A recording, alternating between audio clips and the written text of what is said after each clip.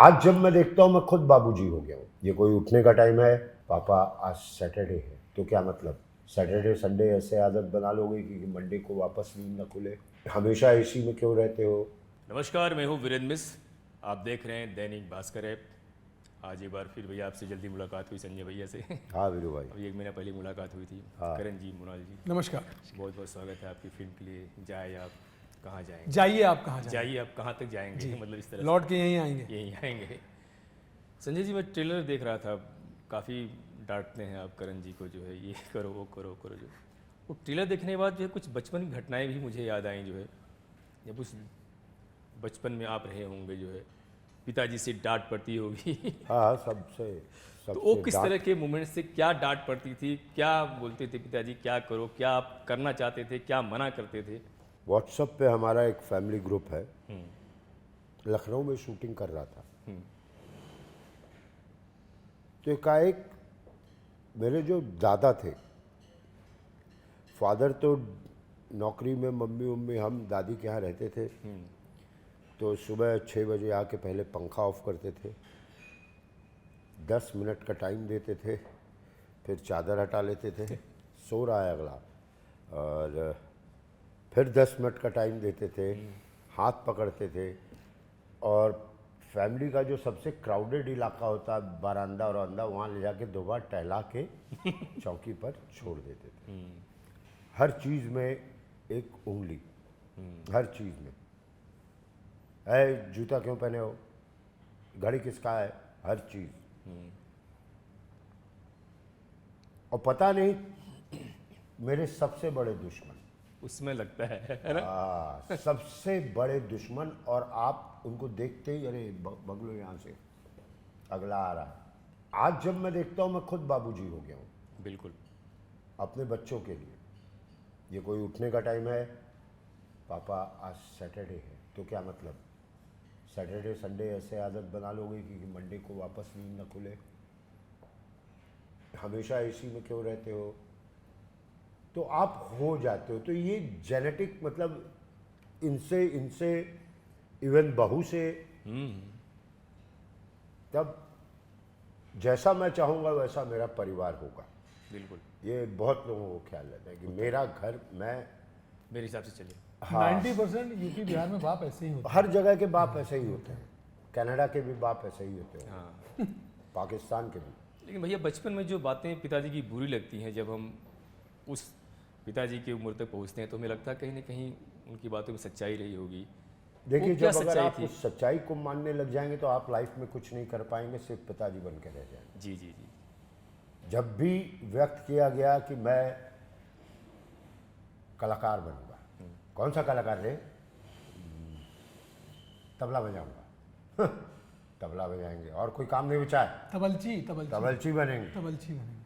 और कोई काम नहीं बचा है। अगर ये सोच करके अगर जीता तो टॉयलेट ना बना पाता। बिल्कुल।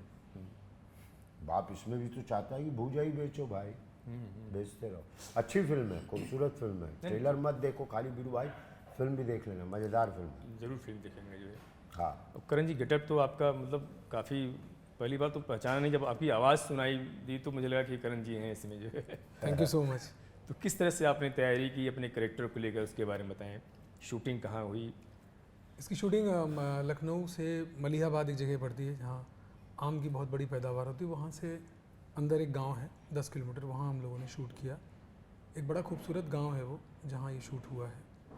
और तैयारी की जहाँ तक बात है तो इसका एक प्रोसेस ज़रूर मैंने अपनाया था। रिक्शा चलाने की प्रैक्टिस से लेके, अच्छा रिक्शा, मैं 3 महीने मैंने रिक्शा चलाया है फिल्म सिटी रोड पे जाके। अच्छा, सीखा आपने? अरे सीखा, वाह। क्योंकि जिस स्पीड में चलाना था, हमारे डायरेक्टर चाहते थे कि आप इसमें हम आपसे, और वो किया भी है मैंने, बहुत स्पीड में और बहुत वैसे चलाया। बल्कि ठेला, जो हमारे पिताजी का जो ठेला होता है वो बांध के भी खींचना पड़ा है। उसकी तैयारी करना, फिर कैरेक्टर के लिए मैंने डायरेक्टर के साथ बैठ के हम रीडिंग भी करते थे। उसके अलावा मैंने अपने आप को सोशल लाइफ से काट लिया था, फ़ोन का इस्तेमाल बंद कर दिया था, और टोटल मैं घर पे रहना। ये कपड़े मैंने प्रोड्यूसर साहब लोगों से मांग लिए थे, इन कपड़ों को यूज़ करना, ज़मीन पे रिक्शे वालों से मिलना, रिक्शे वालों के घर पे उनकी बीवी बच्चों से मैं मिला, ये सब बातें हमारे प्रोड्यूसर को नहीं पता थी जो मैं कर रहा था, मेरे डायरेक्टर को भी नहीं पता था, ये मेरा अपना एक प्रोसेस था। फिर उसके बाद मैंने शूटिंग से मैंने इन लोगों से बोला कि मुझे 4 दिन पहले वहाँ ले चलना आप, क्योंकि जिन गलियों में मुझे रिक्शा चलाना है मैं वाकिफ़ होना चाहता हूँ। तो मैंने एक दिन तो लड़का जो सिक्योरिटी दिया हुआ तो साथ में था, एक दिन मैंने उसको डॉज दे दिया और मुंह पे कपड़ा बांध के मैंने पैसेंजर बैठा के एक्चुअली रिक्शा चलाया और 148 रुपये कमाया है मैंने। अरे वाह, वो रखा है मेरे पास। Very good. उसमें एक आदमी था, वो उसको कुछ डाउट हो गया, उसने बोला कि तुम्हारी जो आंखें हैं वो रिक्शे वाली नहीं लगती हैं, लगता है तुम्हारा वक्त बहुत ख़राब है, इसलिए ये 20 रुपया तुम्हारा बनता है, लेकिन तुम मेरे से भैया 20 रुपया और ले लो। उसने 40 रुपये दिए मुझे। तो ये इस तरह का प्रोसेस था। फिर जब आप संजय भाई जैसे एक्टर के साथ काम करते हो तो इनके लेवल पे आने के लिए आपको मेहनत तो करनी पड़ती है। मोनल जो मेरी हीरोइन है, बहुत एक्सपीरियंस है, बहुत सारी फिल्में की हैं तमिल तेलुगु, तो एक बड़ा खूबसूरत माहौल बन गया था और हम लोग एक दूसरे के साथ जेल हो गए थे। तो शूट पर मुझे नहीं लगता कि संजय भाई हम लोग जितने दिन शूट है कभी कोई दिक्कत किसी तरह की प्रॉब्लम आई, बड़ा स्मूथली सारा शूट हो और गया। ट्रेन चली जाती थी तो शॉर्ट एक ट्रेन जाती थी, सिंह साउंड था तो रुकना पड़ता था। सिंह साउंड में शूट किया। सिंह साउंड शूट था। अदरवाइज हमारी शूट में बहुत स्मूथली हम लोगों ने बड़े प्यार से हंसते बोलते, इवन जो मेरी बेटी बनी है उसने बहुत अच्छा काम किया, अद्रिजा ने बहुत अच्छा, इश्तियाक भाई हैं, नीरज सूद जी हैं, हरविंदर जी हैं, नीलम जी हैं, संजय सोनू जी हैं, सब ने मतलब हर एक्टर ने अपने किरदार को बड़ा खूबसूरत निभाया। ये मैं नहीं कह रहा हूँ, ये ऑडियंस कह रही है, जो लोग देख रहे हैं वो कह रहे हैं। और कहीं ना कहीं स्वच्छता अभियान से फिल्म जुड़ी हुई है। जैसे टॉयलेट की ही बात करें, जो एक चीज़ आपने सोचा कि रिक्शे में भी जो है उस चीज़ को जो है बनाया जा सकता है, ऐसी सुविधाएं की जा सकती हैं, वो किसकी सोच थी, वो कहाँ से आया था? वो मेरे डायरेक्टर जो हैं ये उनकी सोच है। उसमें हम लोगों का एक और हमारे को प्रोड्यूसर हैं उनका थोड़ा सा योगदान है उसमें, स्क्रिप्ट को लेके मैं भी थोड़ा बहुत बैठा हूँ, लेकिन ये कम्प्लीटली पूरा का पूरा हमारे director Nikhil Raj ji, story, screen play, dialogue और डायरेक्शन, ये पूरा उनका है और इनका थॉट है, और ये उनकी ज़िंदगी का भुगता हुआ है। इसमें 60-70% चीज़ें जो हैं, उन्होंने कई इंटरव्यू में कहा भी है कि 60-70% चीज़ें एक्चुअल हैं जो इसमें आया है। बिल्कुल। और ये टॉयलेट, ये सिर्फ टॉयलेट नहीं है सर, ये एक ऐसी चीज़ है कि आप टॉयलेट मत ढूंढो, टॉयलेट आपके पास चल के आएगा, आप कॉल करो, क्योंकि जनरली क्या होता है कि हम टॉयलेट ढूंढते हैं और क्लीन और हाइजीनिक टॉयलेट नहीं मिलता है, स्पेशली फीमेल को तो नहीं मिलता है, मेल हम लोग कहीं भी कुछ भी कर लेता है, तो वो एक बहुत बड़ा इशू है। इसके साथ ही बाप बेटे का रिलेशन, बाप बेटी का रिलेशन, हस्बैंड वाइफ का रिलेशन, इसमें ये कंप्लीट पैकेज है।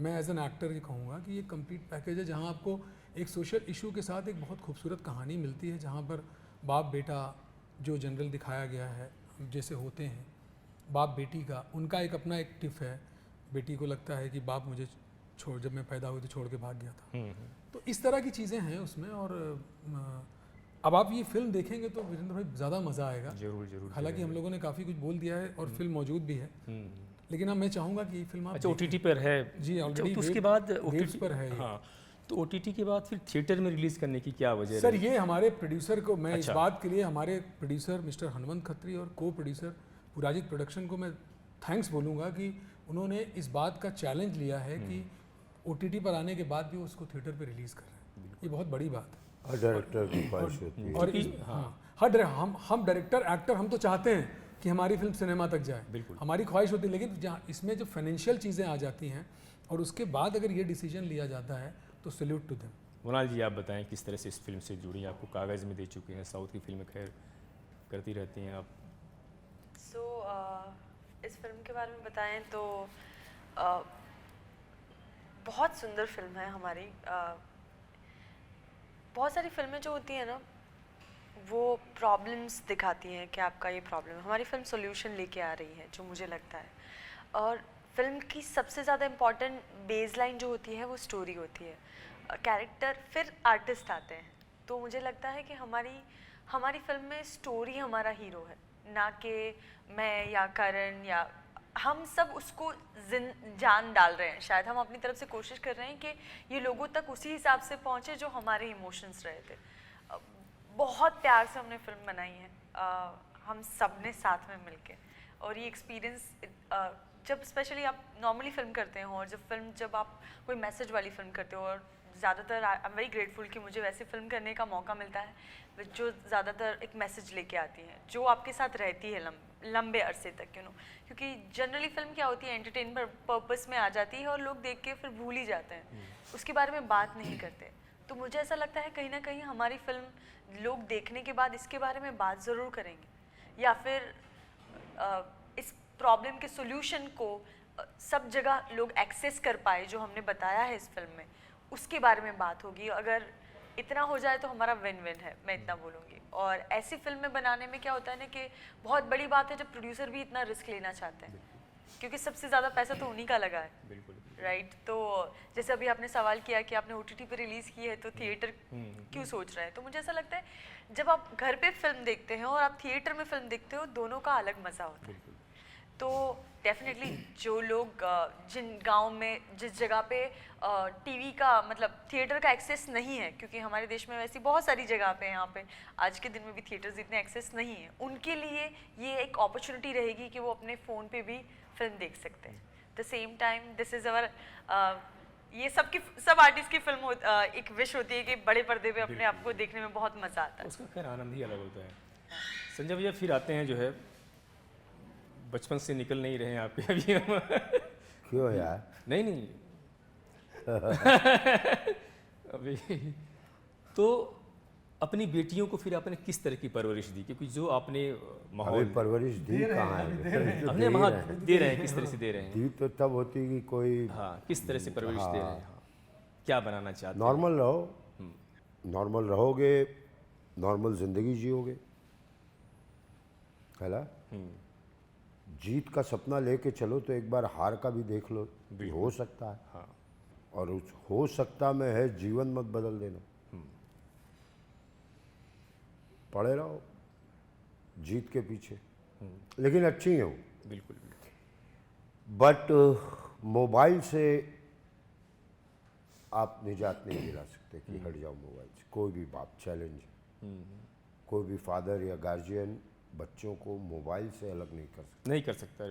बिल्कुल नहीं। आई डोंट नो क्या नशा है उसमें, हम लोग भी इन्वॉल्व हो जाते हैं। और वो बोलना एकदम टिपिकल पापा जैसा होगा कि पाल मोबाइल नहीं, हमेशा मोबाइल पे रहते हो, तो ये टिपिकल पापा जैसा होगा। क्योंकि घर में काम करने वाले भी खाली वक्त में मोबाइल पे ही रहते हैं, मम्मी भी मोबाइल पे, सब मोबाइल पे, तो वो तो अब सांस बन गई है। बिल्कुल। लेकिन कभी ऐसा डायरेक्ट नहीं करता हूँ। कभी कोई सब्जेक्ट में कम नंबर आए, हाँ तो ठीक है ना, ले आएंगे नंबर, सांस चलती रहेगी, नंबर आते रहेंगे। हाँ। और फुटबॉल प्यारा है उसको, स्कूल की कैप्टन वगैरह भी हो गई हैं वो। तो ये सब बगैर मैं कभी नहीं कहा किसी को, या अपने बच्चों को कभी आपको ये नहीं कहना चाहिए ये करो ये करो, वो नहीं करो वो करो। हाँ थोड़ा बहुत कि ठंडे में ठंडे पानी से नहीं नहाओ, ठीक है ना, इतना तो बोलना चाहिए। और उनके नाम भी बहुत मीनिंगफुल रखे हैं आपने जो है। मीनिंगफुल ज़िंदगी होनी चाहिए, वरना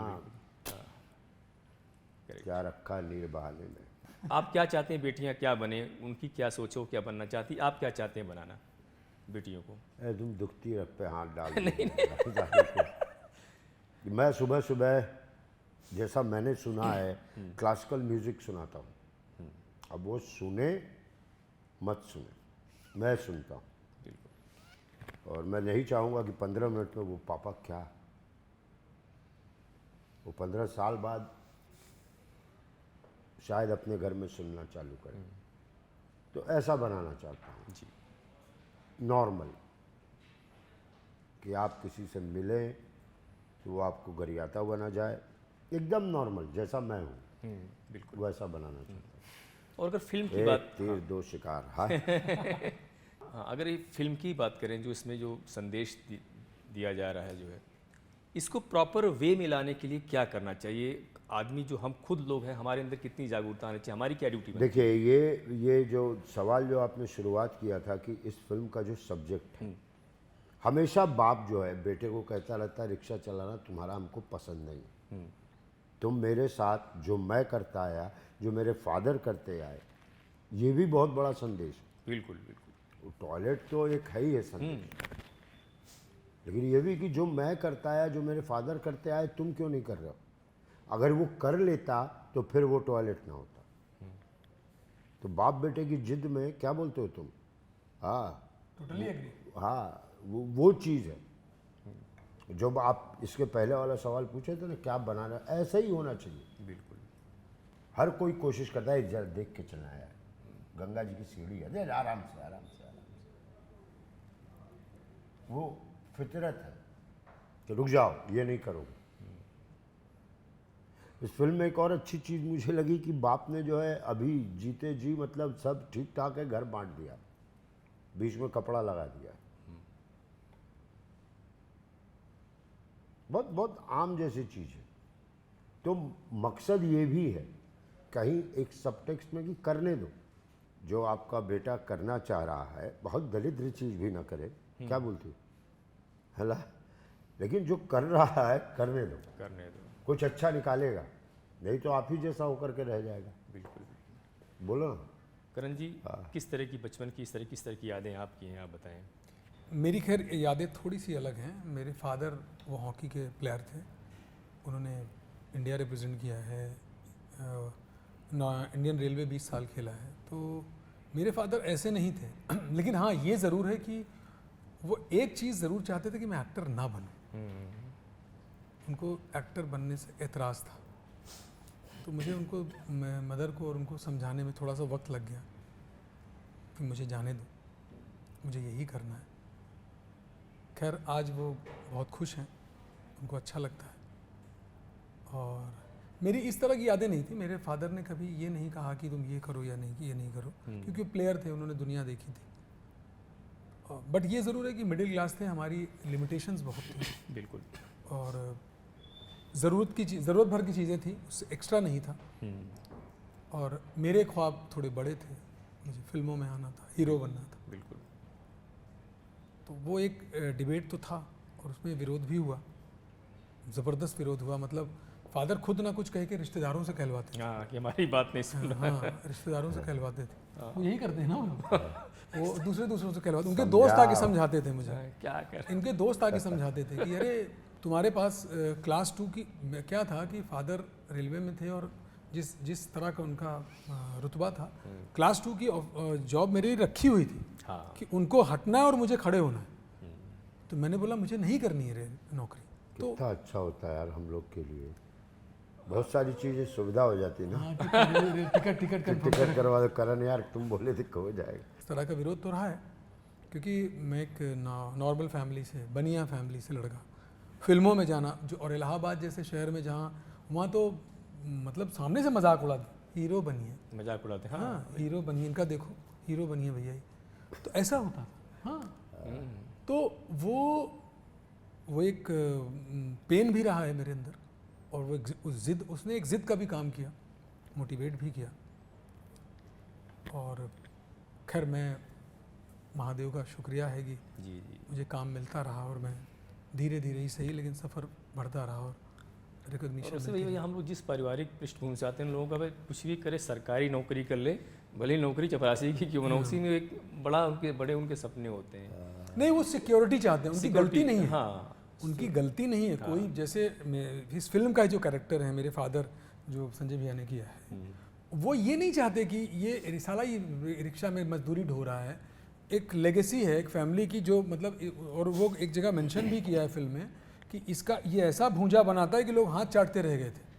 इसके हाथ में वो हुनर है, लेकिन ये फिर भी नहीं ये काम करेगा, ये रिसाला रिक्शा चलाएगा। कहीं न कहीं वो हुनर हरिद्वार से जब वापस आते हैं, वहाँ वो कुछ छुपा होगा। वो जो इशू है, वो उस चीज़ को बाप बेटे को के रिलेशन को डिफाइन भी करता है कि बाप सेफ्टी चाहता है, सिक्योरिटी चाहता है। वो नहीं चाहता कि जो स्ट्रगल मैंने किया वो ये भुगते। जी, इतनी सी बात है। मुलाल जी आप बताएं, बचपन सवाल इसलिए कर रहे हैं क्योंकि फिल्म जो है उसी पृष्ठभूमि से जुड़ी हुई है। कुछ यादें आप भी बताएं बचपन की, माता पिता की। मैं बहुत छोटी थी जब पापा चले गए, बट जब तक थे तब तक तो यही याद है कि हर चीज़ में मना करना वो पापा की खूबी होती है। अब बड़े होते तब समझ में आता है कि वो हमेशा आपको प्रोटेक्शन में रखना चाहते हैं या सेफ फील करवाना चाहते हैं। तो शायद इसीलिए मना करते हैं हर चीज़ के लिए। पर जब हम छोटे होते तब नहीं समझ में आता। मुझे आज भी पता है कि मुझे गरबा खेलने जाना बहुत पसंद था और मेरे पापा मुझे हमेशा मना करते, तो मैं बोलती थी क्यों, बस मुझे इतना बता दो क्यों मना करो, सब खेल रहे हैं, मेरे नहीं जाने से या जाने से क्या फ़र्क पड़ जाएगा। तो वो वही बोलते थे कि मैंने बोला ना नहीं जाओगे। ये I think as a kids हमेशा ये खलता रहता है कि ना बोल दिया मतलब हिलने का नहीं, ऐसा क्यों। एंड आई स्टिल रिमेम्बर मैं मेरी मम्मी को हमेशा ये पूछती थी कि हर बात पे पापा खड़ा होकर मना क्यों कर देते हैं मतलब। तो जब अब बड़े हो गए तो समझ में आता है कि वो शायद बताते नहीं है हर बात खुल के, बट देयर इज़ ऑलवेज उनका कंसर्न होता है। मेरे पापा ने मुझे बहुत प्यार से रखा है जब तक वो थे।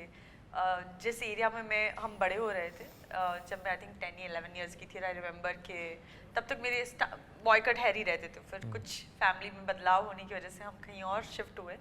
तो मुझे याद है कि हम जिस एरिया में शिफ्ट हुए थे वहाँ पे फ्रॉक के नीचे पजामा पहना जाता था और मेरे लिए वो बहुत नया था और उन लोगों के लिए ये नया था कि इस लड़की के बाल इतने छोटे कैसे। सो आज भी मुझे याद है कि एक बार मेरे चाचा घर आए हुए थे और मैंने मिडी फ्रॉक पहना हुआ था और मेरे चाचा ने मेरे पापा को बोला कि भैया आप मोनल को ऐसे कपड़े क्यों पहनाते हो। और पापा और चाचा कहीं जा रहे थे, चाचा घर वापस नहीं आए। तो मैंने पूछा कि चाचा गए थे आपके साथ क्यों नहीं आए, तो बोले नहीं उसको रास्ते में ही छोड़ दिया। फिर मम्मी ने बताया कि चाचा ने जब ये सवाल पूछा पापा ने बोला नीचे उतर जा, मेरी बेटी के बारे में बोलने का तुझे कोई हक नहीं है, मुझे पता है मेरे बच्चों को मुझे कैसे संभालना है। सो ये प्रोटेक्शन सिर्फ पापा दे सकते हैं। बिल्कुल। और वो आपको तभी समझ में आता है जब आप बड़े हो जाते हो और आपके पास वो नहीं होता है। तो कहीं आप चाहो ना चाहो, parenting is a very very, वो आपकी ज़िंदगी में बहुत इंपॉर्टेंट है। वो एक सेफ गार्ड है कि आपको पीछे पता है कि कोई तो है। बिल्कुल बिल्कुल। जैसे कि हमारी फिल्म में जो करण का किरदार है वो कई सालों तक चले गए हैं, but somewhere he deep down he knows कि उसके पापा हैं, लाइक यू नो, भले उनको सपोर्ट नहीं किया बट समवेयर दूर से भी, लेकिन पास से भी वो मुझे और मेरी बच्ची को देख रहे थे, शायद सपोर्ट नहीं किया होगा। द वे क्या होता है ना, कुछ लोग जबान के कड़वे होते हैं, उनको मिठास नहीं आती है। जो जुबान के कड़ बड़े दिल के बड़े अच्छे होते हैं, जी, बहुत तो अच्छे होते हैं। आई थिंक वैसा कैरेक्टर है हमारे ससुरवा का बुड्ढा। हाँ, मतलब आपका कैरेक्टर ऐसा है ना कि जबान के कड़वे हो आप। दैट्स लाइक हमारे फिल्म की कैरेक्टर लाइन। जैसे संजय जी वैसे तो बड़े मीठे हैं, नहीं बड़े प्यारे बड़े, इंसान है। वो हमारे फिल्म में हमारी केमिस्ट्री कुछ ऐसी है, टॉम एंड जेरी जैसी केमिस्ट्री है हमारी फिल्म में। सो या संजय भैया डायरेक्शन को लेकर अभी क्या सोच रहे हैं? बड़ी अच्छी फिल्म बनाई थी आपने। हाँ, प्रणाम वालेकुम। लेकिन अभी कहते हैं बड़े बुजुर्ग की दो नाव पे दो घोड़ों पे एक साथ पैर नहीं रखना चाहिए। तो फिल्म का एक्टिंग का बहुत बढ़िया चल रहा है, बड़े अलग अलग रोल जो कभी एक्टर सोचते भी नहीं वैसे रोल आ रहे हैं सामने। तो अभी वो वक्त नहीं, अभी वो अभी तो आपके लिए अच्छी सी कहानियाँ लोग लिख रहे हैं, लिखी जा रही कहानियाँ। हाँ, लोग बात करते रहते हैं कि संजय भैया के लिए मैंने ये लिखी है। और ये एक एक्टर के लिए बड़ी इज्जत की बात है जब लोग आके कहें सर ये कहानी अगर आप नहीं करेंगे तो ये फिल्म नहीं बनेगी, कि मतलब आपके लिए सोचा है। पहले हम लोग पूछते थे कुछ सोच लीजिए हमारे लिए भाई साहब, कहीं कुछ एडजस्ट कर लीजिए। अब जब लोग कहते हैं कि हमने आपके कुछ सोच के लिखा है तो अच्छा लगता है। इसका मतलब कि आप अपनी दिशा पे सही चले जा रहे हैं।